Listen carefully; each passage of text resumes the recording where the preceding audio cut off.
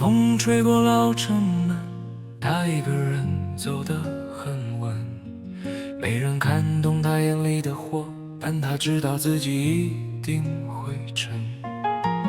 拍水边讽刺人，少年穷的只剩一口针，受过羞辱抬不起头，却在心里种下疯人。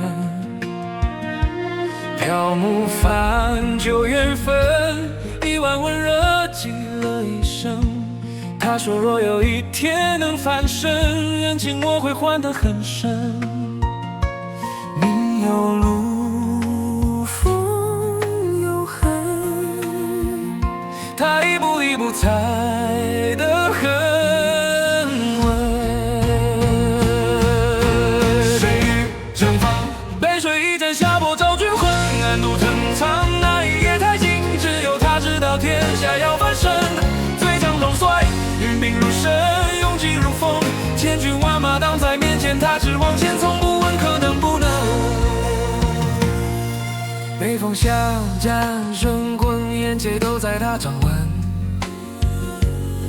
小河追他到月色深，说你别走，你是我见过最狠。刘邦贪人中龙得了你，就像我出乾坤。他那眼神太沉稳，看破胜负也看破世道人心。谁乘风四面楚歌，他只闻不相见，运兵如神，勇气如风，把一座座战场打成了传闻。最强统帅，一生没输给任何刀锋，败在朝纲不是战场，那是别人写好的剧本。是非让别人去说，他只把山河往肩上稳稳唱。那些生长像星灯，亮在风中，也亮在后人心痕。谁乘风万里江山，记得他的名字，最滚烫最真，输了却莫不是本能。英雄有时也会被沉默困住灵魂，最强统帅孤独走到历史最深的那层。无敌的人走得再稳，心里也会疼。后来的人说他赢得太狠，可他只想把天下走成一个完整。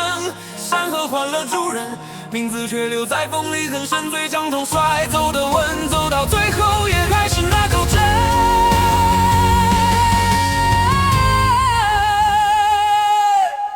刀光熄了，歌声停了，但他的故事还在风里等着被人再唱一遍。成也萧何，败也萧